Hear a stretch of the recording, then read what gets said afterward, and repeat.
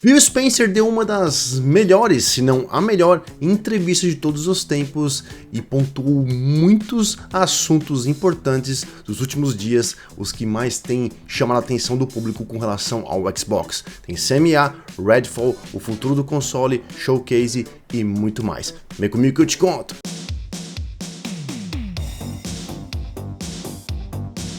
Salve senhores, salve senhoras, LEOIZZO na área.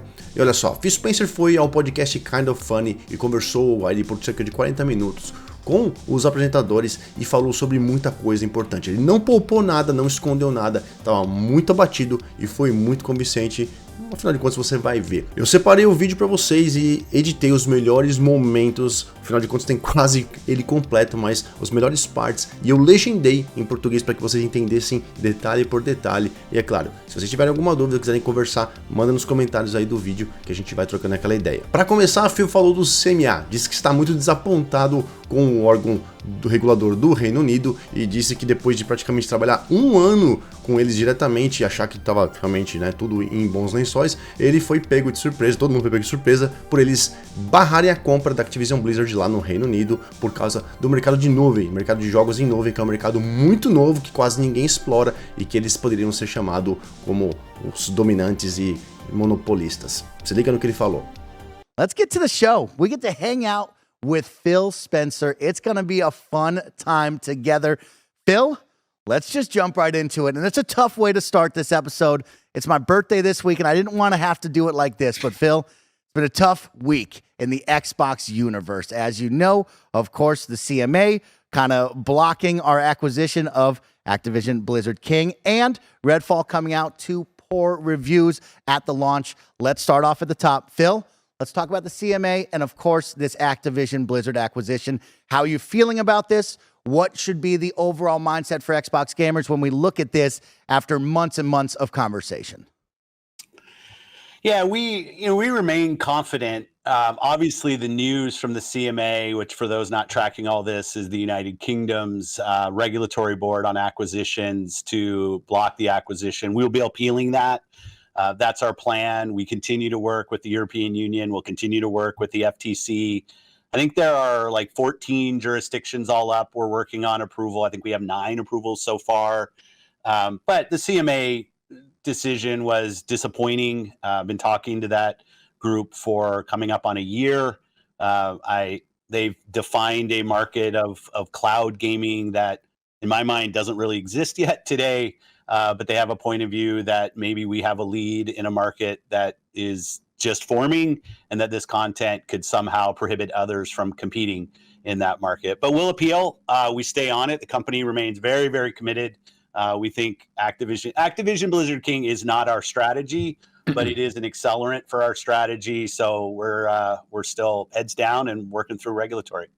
I am pleased to hear that, of course, as a big fan of many of those gaming franchises over there. I'm looking forward to seeing this deal go through, and I'm glad to hear that you and the team are still hard at work at making this happen. It has been a long road. It's been a tough road to talk about it each and every single week, kind of falling apart. Entrando no assunto Redfall, Phil também ficou muito chateado e desapontado com relação ao lançamento do Redfall. Ele mesmo assumiu a culpa e disse que aprendeu muito com isso e vai tirar muitas lições para os próximos jogos para que isso não aconteça mais. Olha só.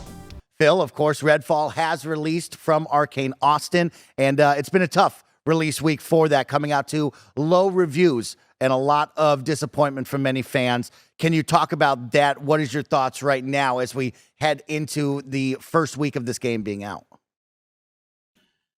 Yeah, maybe I'll start. I'll hit Redfall, but I'll just say all up. There's nothing that's more difficult for me than disappointing the Xbox community. I've been a part of it for a long time. I obviously work on Xbox, head of the business, have a lot of friends, get a lot of feedback. And just to kind of watch the community lose confidence, be disappointed. I'm disappointed.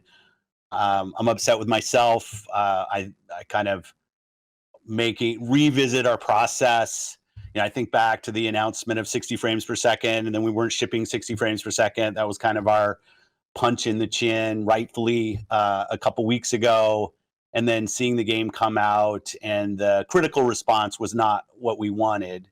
And it's disappointing. And so kind of pick myself up. What can we learn? How can we get better?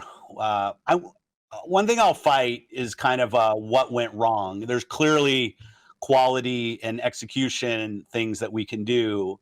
But one thing I won't do is push against creative aspirations of our teams. Then a lot of people will say, hey, you've got teams know how to do one kind of game. Just force them to go do the one kind of game that they have a proven track record for. And I'm just not a believer in that. Maybe that means I'll underdeliver for some of our fans out there. But when a team like Rare wants to do Sea of Thieves, when a team like Obsidian wants to do Grounded, when Tango wants to go do Hi-Fi, when everybody probably thought they were doing Evil Within 3, I want to give the teams the creative platform to go and push their ability, push their aspirations. But I also need to have a great selection of games that are continue to come that surprise and delight our fans. And we under-delivered on that. And for that, I apologize. It's not what I expect, not what I want. But, it's ours to deliver. Phil também comentou como funciona internamente a relação de adiar ou não um jogo, assunto que ficou aí muito em alta por relação ao Redfall. Muita gente queria que adiasse o jogo. Ele explicou como isso funciona internamente dentro do Xbox Game Studios. So following up on that, Phil, so again, I appreciate the transparency on that, but there is a second component to this. And as you may or may not know, I talk to a lot of people in the Xbox community because I want to understand, what people are excited about, what they're frustrated about, things like that. So kind of sticking on this conversation about Redfall, but it's kind of a bigger general question as well.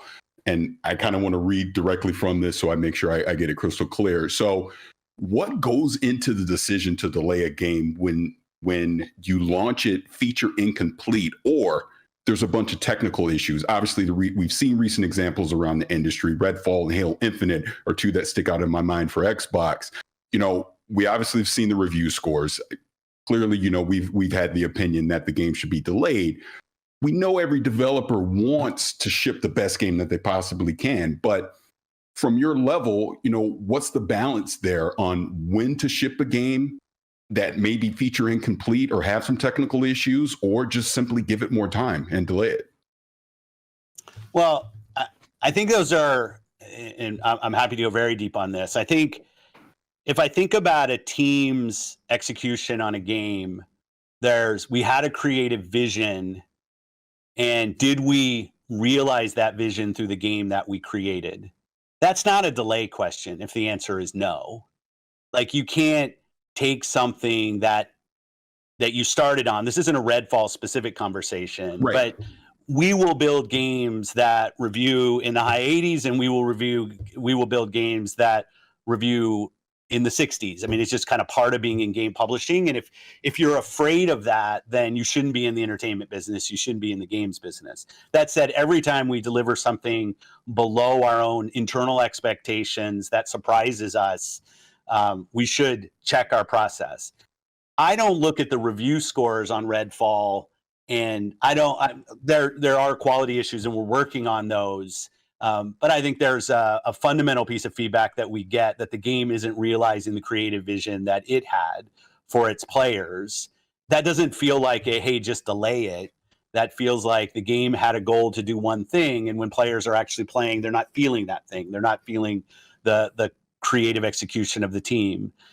When a game needs to be delayed, what we did with Halo, we did with Starfield, we did with Redfall, because the production timeline is saying we have this vision and our production timelines don't get us to the completion of that vision, we do delay games. We do that.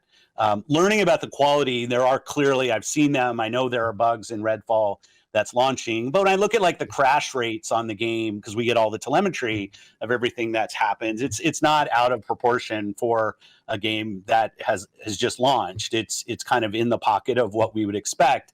That's not to deny any of the animation, streaming of texture bugs, the AI bugs that we've seen. We will go work on those. But when I look at the review scores of this game, it's did we have enough of creative differentiation in our core idea? And did we realize that creative ambition? I'm a huge supporter of Arcane Austin. Their track record is awesome. I love a lot of the great games that they've built. This is one where the team didn't hit their own internal goals when it launched. I think it's maybe a little simplistic to just say, hey, if you would have just delayed it 3 months, the core creative of the game would have delivered on something that was different than what it was. So I look at them at different camps. If there's a production timeline issue, we've been open to delaying. If we just have more bugs than we should have at the end of a game, we're open to delaying. At some point, we have to have a creative vision and put the game out, and reviewers and players will tell us what they think. Uma coisa muito importante que Phil falou na sequência é o seu comprometimento em entregar jogos de qualidade para a comunidade Xbox como um todo. Ele está garantindo que os próximos jogos e o futuro será maravilhoso e com extrema qualidade.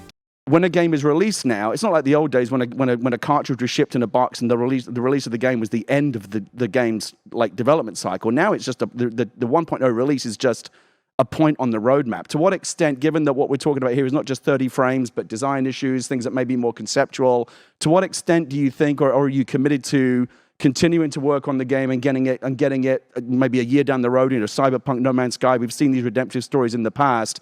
To what extent do you hold out hope that you can still get the game closer to where you wanted it to be at launch? I know that was a lot. No, at first I thought your words about creative ambition of teams, you especially, I mean, you've lived this, you've done this, are very well said and very spot on. So thank you for that. And that's why I love your voice in this community, because you've created, you've seen kind of ups, and as anybody in the industry, we've all seen downs. And on the score, yeah, we do mock reviews for every game that we launch, and this is like double digits lower than we thought we would be with this game through our mock reviews. And that's what's one of the disappointing things. Like we would never strive to launch a game that we thought was going to review in the low 60s. It's not part of our goals. If you look at our review scores over the last year, it's not a defense at all. If you look at the review scores over the last year, I think the teams have done a better job in upping the level of quality of the games that we've shipped. Some of those games first shipped on PlayStation, but still, when I go through the list of the games, you still have to build a game, you still have to ship a game. And this game was significantly below our internal metrics in terms of where it actually reviewed. But that's not on anybody but us. Like, we have to own that. In terms of our commitment to the game, absolutely. The team at Arcane is on taking the near-term feedback. We're still working on the 60 frames per second.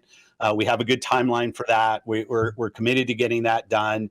And we're going to continue to work the game. I think we've shown a commitment to games like Sea of Thieves and like Grounded to continue to go and build games. But I also know that these games are $70, and I'm not gonna I'm gonna take full responsibility for launching a game that needs to be great. I think what I have with the Xbox community, what I am a part of, is a team. There's still questions that pop every so often of how committed is the company to this category. When are we just going to push Xbox out of the market?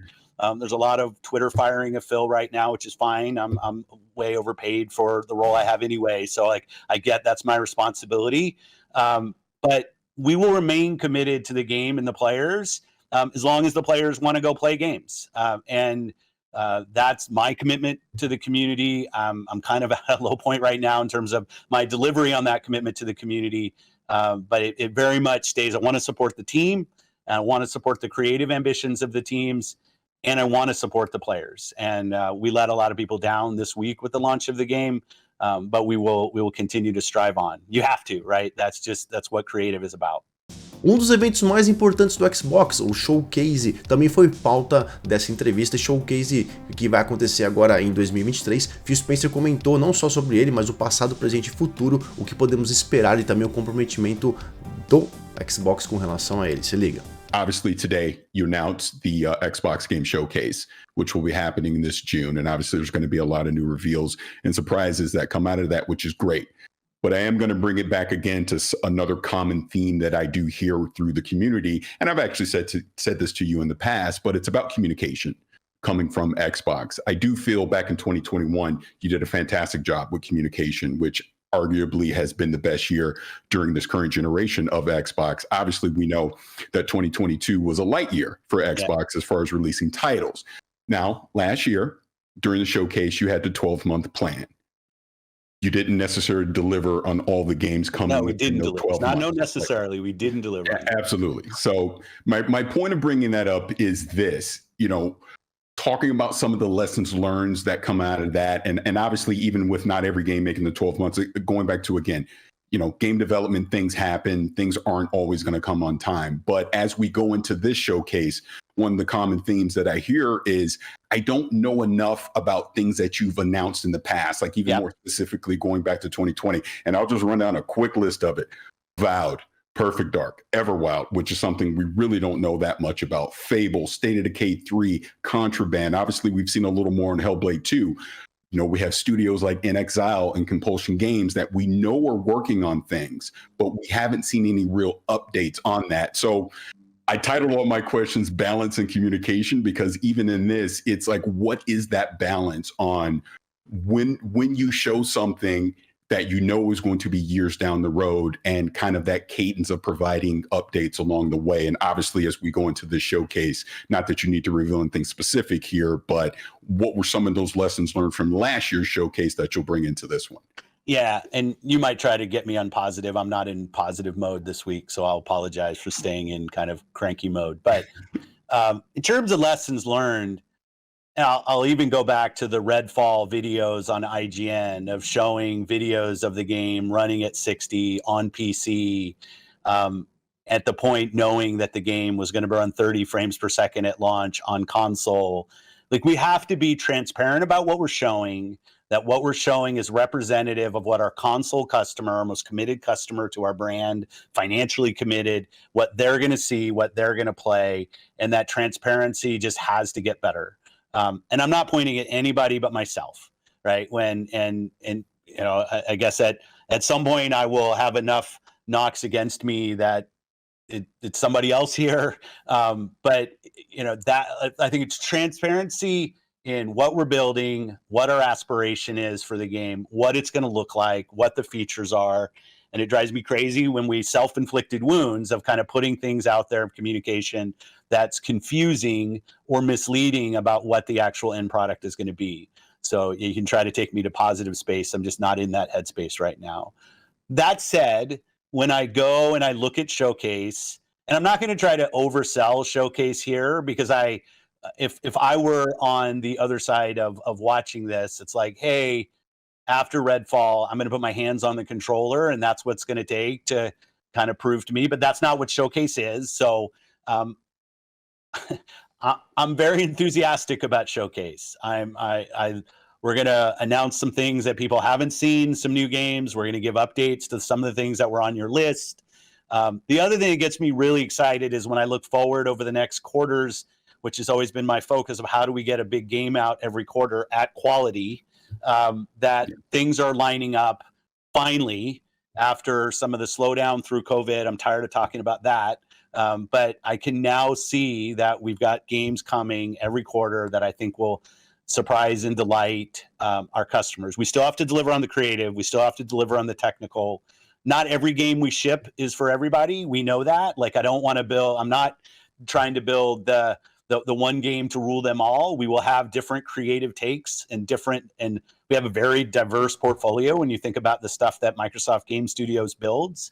But I like that. I think for what we're trying to do as Xbox, which isn't to mimic any of the other platforms out there, it's create our own brand and identity. The diversity of what we build, hopefully will end up being a strength. But we have to do it at quality. We have to do it on time. And we have to show people what they're actually going to see. We have to show gameplay. And I think I'm kind of beyond that. Like, we've got to put great games in the hands of our players. There's nothing else. O próximo trecho é um dos meus favoritos. O filme mostrou muita generosidade, modestidade, também categoria em falar sobre jogos que foram anunciados lá no passado, inclusive 2019, 2020, e que a gente não sabe mais nada sobre eles, nunca chegou nada, como o caso aí, por exemplo, de Avowed, Contraband, Perfect Dark, Indiana Jones e outros jogos que foram, lançados ali, o teaser, né, foram falados que estão em desenvolvimento e nunca mais passaram nenhuma informação. Ele está se comprometendo a falar sobre isso daqui para frente de uma forma muito mais clara e objetiva para que a gente não se desaponte. Se liga. I've been a big believer in what Xbox has been building since about 2016, right? Xbox Play Anywhere, Game Pass, what you're doing with the Series X and S, just the cloud initiative, everything. I love all the services and the marketing message that you present to the community. But to your point, and for me personally, I have Game Pass. My kids play it. We all love it. But you, like you even mentioned, delivering quality experiences every quarter, things like that. That's the sentiment that we get from the community right now. That's the sentiment that I even have of, it's great to talk about these things. I think we've been talking about them ad nauseum. It's like, when are we going to get to that point of actually delivering these experiences? Like I just ran down those games. There's 20 something studios, forget Activision.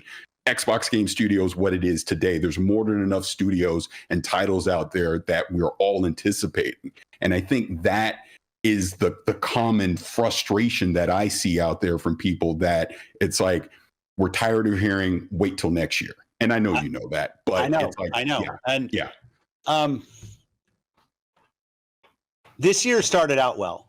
Yeah, I yes, thought it did. Developer Direct was received well. The team did a really good job, I thought, with the messaging around to your point, around setting expectation. And I will even say, yes, I'm rooting for the home team here, but I'll say over delivering on expectations of that show versus what it was.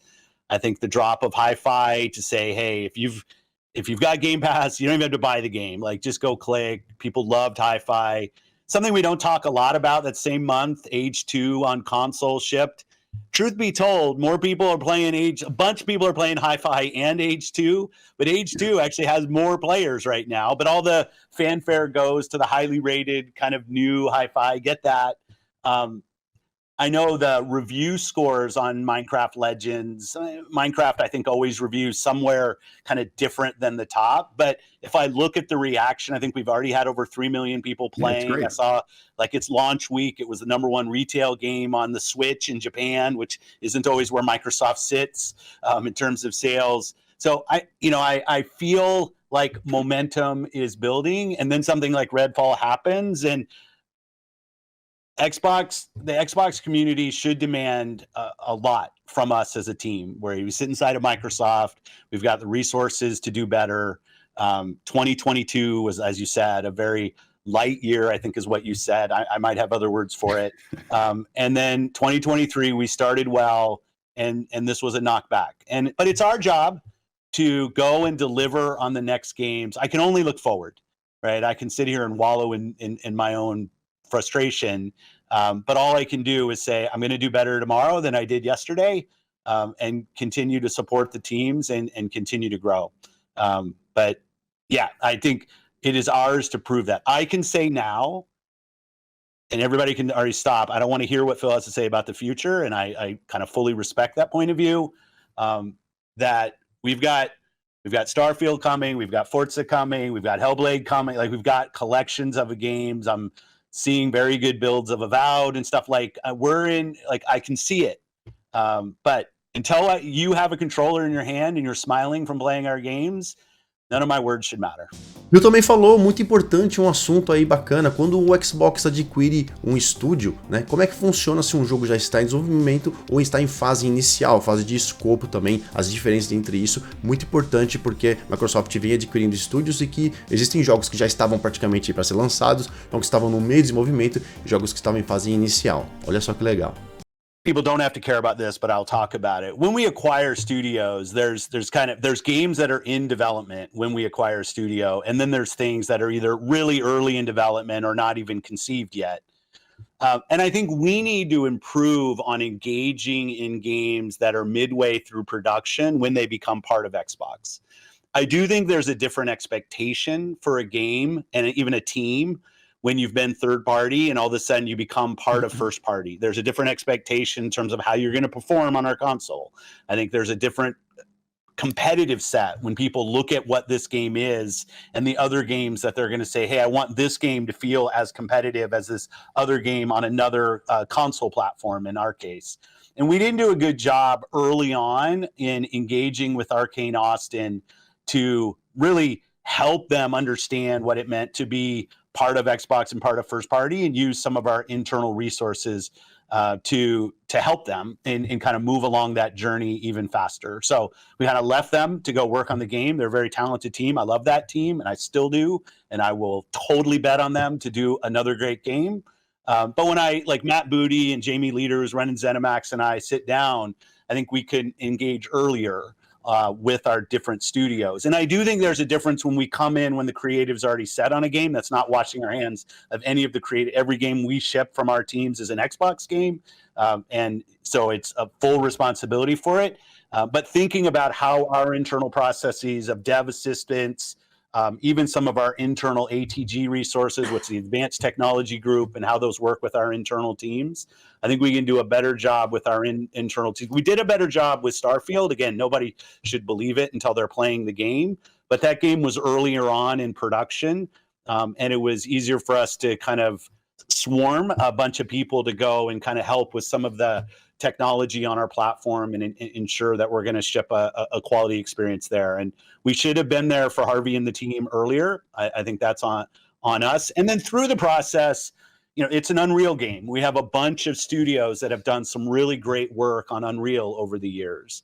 And I think we were too late to help in that when they had certain issues that they were working through, which any team will. It's nothing to do with the specific engine. But we have a lot of experience, and we needed to get on that earlier with the team. And we didn't do that. And that's not an excuse. You asked just to kind of diagnose.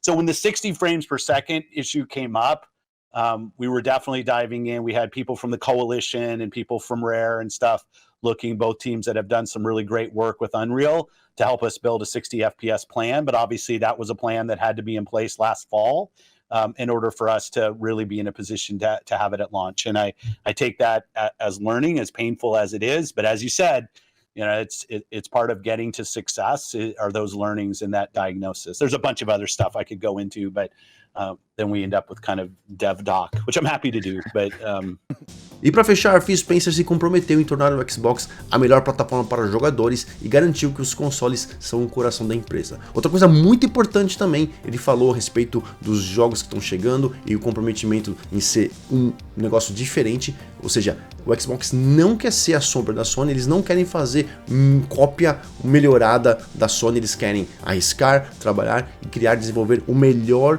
tipo de negócio que eles visualizam para os consumidores e clientes, no caso, nós.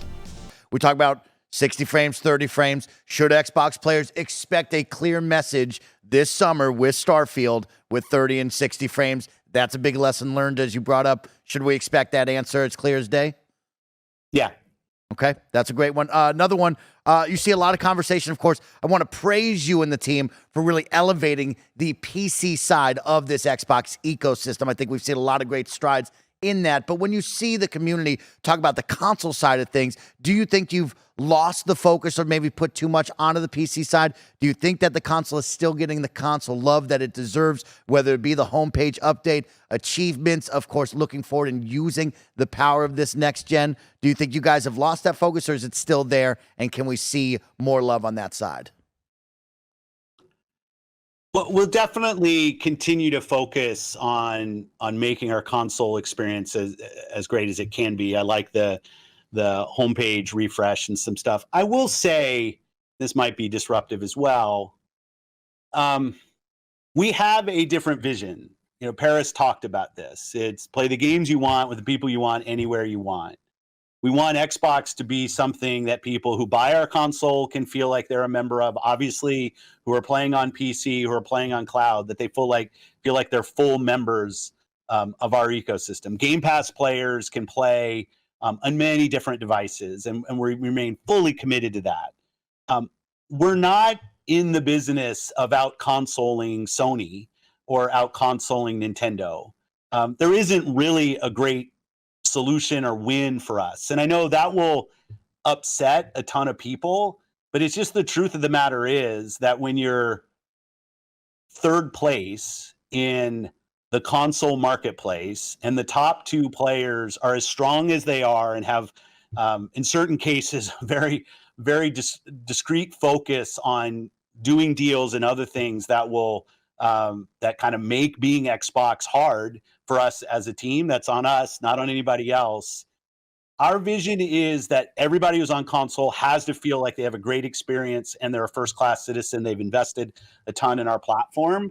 But we are not in a position, and I see it out there. I see commentary that if you just build great games, everything would turn around. It's just not true that if we go off and build great games, all of a sudden you're going to see console share shift in some dramatic way. We lost the worst generation to lose in the Xbox One generation, where everybody built their digital library of games.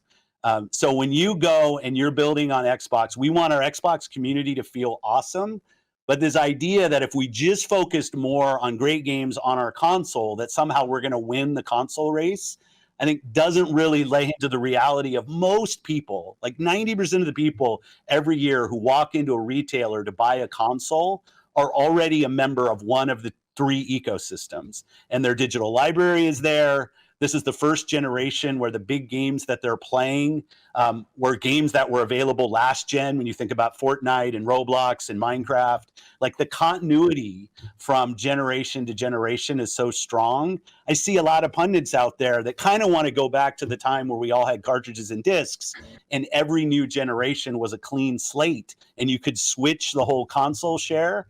That's just not the world that we are in today. There is no world where Starfield's an 11 out of 10 and people start selling their PS5s. That's not going to happen. So what we have to do, and we have this unique vision because we see what creators want to do. Creators want to build games that can meet players on any screen. People play with their friends regardless of what other screen they're on.